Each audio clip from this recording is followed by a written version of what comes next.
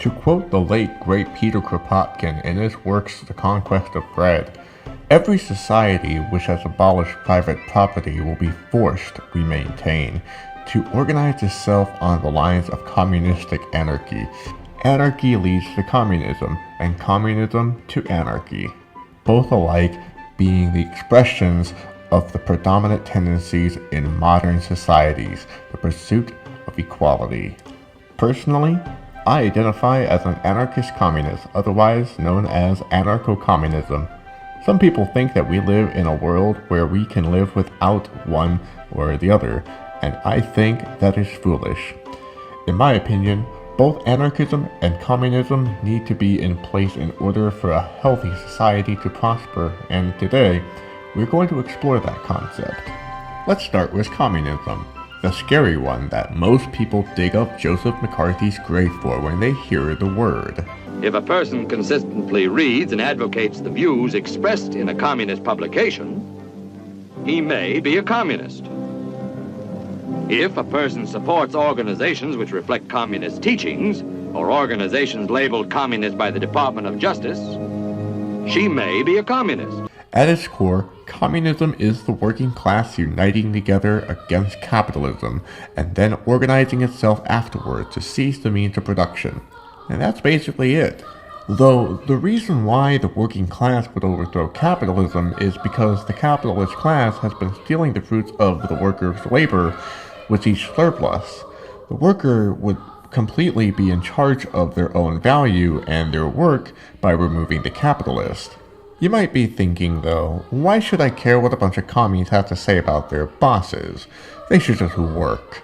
Well, you have to understand that the communist regimes in the past have only come into fruition because workers have been exploited by capitalists and monarchs. One such example is when the United States aided the Fulgencio Batista regime in Cuba. You have to understand that Batista was an authoritarian dictator that allowed the United States to do business there. By the late 1950s, U.S. financial interests owned 90% of Cuban mines, 80% of its public utilities, 50% of its railways, 40% of its sugar production, and 25% of its bank deposits, which is $1 billion in total. As payment, Batista accepted weapons from the United States for his military, such as planes, ships, tanks, and napalm. As many as 20,000 civilians were killed as a result of his rule. Of course, how could you blame Castro and his working class people for organizing and overthrowing the Batista regime? Now, there are images of Joseph Stalin that come into people's minds, and that's partially due to the anti-communist propaganda that has been created, but some of it is valid. Joseph Stalin was an authoritarian that imprisoned people who disagreed with him. Marxist-Leninists will say that he imprisoned landowners from the previous regime, which is a good thing because they were capitalists, but he also imprisoned anarchists and communists, which is a bad thing because they were not capitalists. The thing you have to understand is that these types of communists are authoritarian communists, and part of their philosophy is that you need to organize the working class into a dictatorship of the proletariat, usually by wealth they've stolen from capitalists and imperialists to exploit the people, which will supposedly wither away into a classless society. The problem is that it never does evolve into a classless society. It ends up getting more powerful into large plutocracies. These authoritarian governments take so long creating resistances amongst their people, so they breed revisionists that end up undermining their system. It's a government that can be corrupted. That's the point. Which leads into my next point, which is why we need anarchism. Anarchism is inherently anti-authoritarian in nature. If the USSR was an anarchist communist society, there would be no Stalin, no Trotsky, no censorship, and no gulag. Anarchism favors direct action and direct democracy, so the governing process would be completely leaderless and without dogma. That's why if we are to have communism, which I advocate as long as it is an authoritarian, it must operate completely decentralized. Each worker would be for their own, and autonomy would be very important. Peter Kropotkin also believed that each worker should have their basic means of survival, such as food, clothes, shelter, etc. And in today's society, we have the technology, science, and knowledge to feed everyone according to Murray Bookchin, and doing so should be completely automated, with maintenance being to a minimal.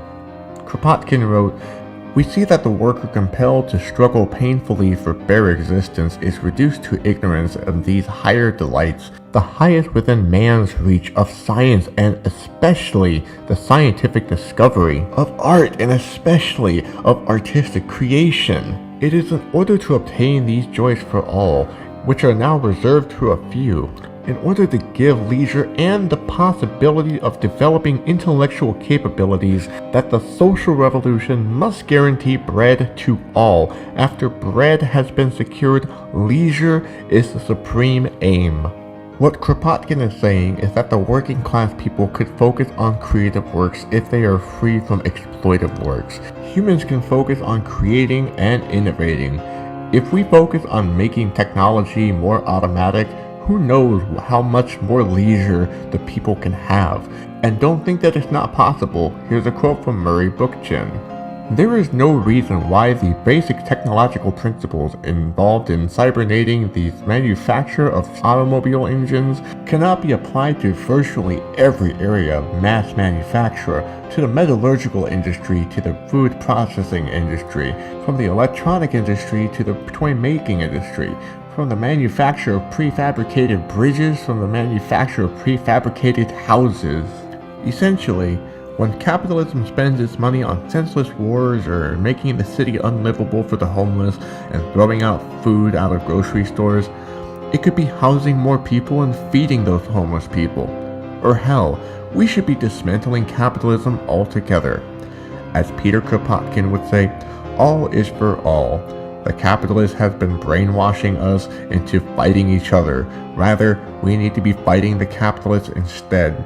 That is why I advocate for anarchist communism." Hey everyone, thank you all for watching my video on anarchist communism. It was a lot of fun making it. Before I go, I want to recommend a bunch of books for you all to read if you want to learn more about anarchist communism for further reading.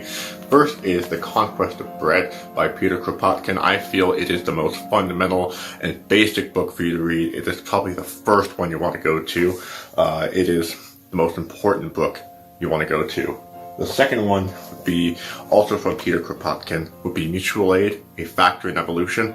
This is much more scientific, has to do with evolution, and it actually debunks social Darwinism. I actually cover both of these books in my Peter Kropotkin video, so that one's very helpful. Next would be Post-SCARCITY Anarchism by Murray Bookchin. That's another good one. I'm currently reading this one. I have not fully read this one, but it's called Ecology of Freedom, The Emergence and Dissolution of Hierarchy. The next one would be, if you want to get into more of the historical aspects of anarchism, would be The Struggle Against the State and Their Essays by Nestor Makhno.